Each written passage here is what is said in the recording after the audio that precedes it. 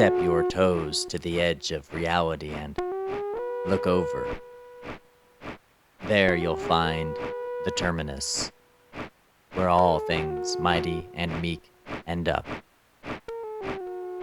where the fabric beneath you frays and the numinous arrives, uninvited. Witness futures all too familiar, and presence uncanny. Monsters undefeated, and heroes untested. It is the ineffable realm that all will encounter in time, for there you can only see when the lights go out.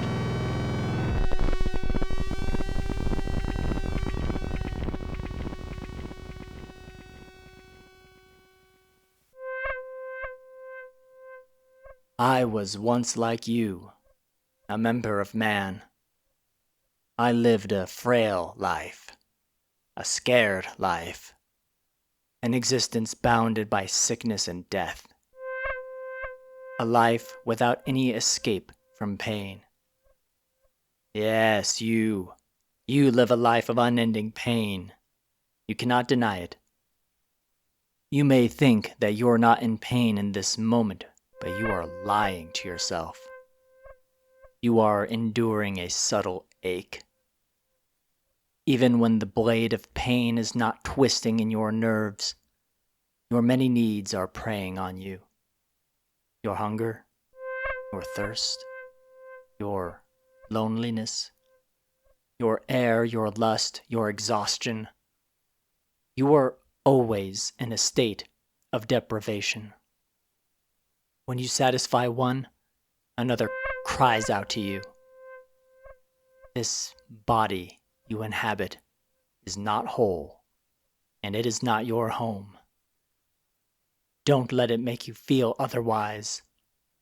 It is a litter of mewling desperation. When one need is met, there is another in the wings, waiting to cry out. You will never live a single moment of true satisfaction. Your body is a prison, and the guards will never stop rapping on the bars. Can you truly call yourself free when your existence from cradle to grave is propelled by these primitive drives, prodding and clawing at your every moment?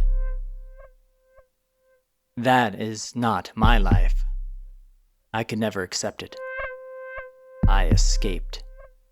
I am free. And I'm not alone. I have freed many. I can free you too. It's a simple procedure. Just a snip here and a suture there. And you'll never be the same. In fact, you'll be yourself for the first time. All of your senses, once throttled by the tension between pleasure and pain, are washed away. And what remains is bliss, perfect serenity. And you won't be alone. I can promise you that. Don't you know we are legion? You are a very special specimen. We don't often proselytize. It's not necessary. We prefer to simply live by example, and those with eyes that can see will witness us. Those who know the shackles of the body see in us the way out. Perhaps you've observed our expanding throng, congregating in the streets and alleys at all hours, climates, and deprivations, and wondered how this could be. It is because our needs are gone, comrade. We need never blink again. We stand tall in our former prisons, draped in black cloaks that remain open to reveal our liberation. And that alone is sufficient to draw the weak and the broken. We're growing by the day, without ever sharing a single word of our truth. But you're special. We've seen you. We want you. Don't walk away. There is nothing to fear, brother. That is just the lie of your body seducing you, screeching at your demanding nerves, beseeching you to accept your biological servitude. Yes, there you go. Come closer. Do you see beneath my cloak? Do you see my liberation? You can't look away, can you? Would you like to know how the walls of this prison were battered down? We crossed the threshold together. We were few then, just a dozen or so. After we endured the procedure, we were not prepared for the weight that would be lifted forever. It was like falling upward from the depths of the ocean, instantly propelled to the light of the surface, floating upon gentle waves. We didn't know what to do first, so we simply basked in our renewal. Then, for the very first time in our lives, we ate when we wanted to eat. Though our appetites were vanquished, our palates were ecstatic. We feasted for days. Would you believe me if I told you that every morsel, every spoonful, tasted as if it were the first bite, and our tongues remain so primed to this day? And when the food was gone, we would not lament, for there was an endless sea of sensation before us in every direction. Every smell was rapturous. Every flower contained a constellation of delights, as did every tree and blade of grass, and all manner of refuse, decay, and ejecta. And we slept when we wanted to sleep, living for days in vast worlds of the mind. And we breathed when we wanted to breathe, hyperventilating our minds into euphoric states, or withholding the air until we fell into perfect hypoxic darkness. The world thrilled us in ways we could not imagine. We chased on foot across the highways without fear, and danced in the libraries without embarrassment.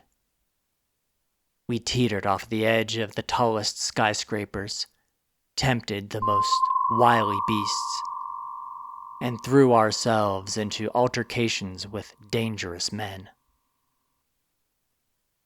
All we ever felt was exhilaration, unhampered by any shred of dread.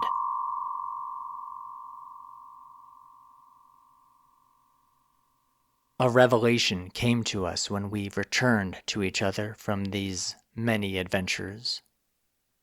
At first sight, we couldn't stop ourselves from embracing in the purest love we'd ever felt. And in that moment of grasping and clinging, we discovered that we'd been freed from a pain that none of us had been conscious of before the procedure.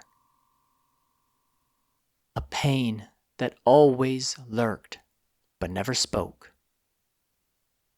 It was the pain of knowing that it had always been impossible to live a human life without hurting another person. It was all gone.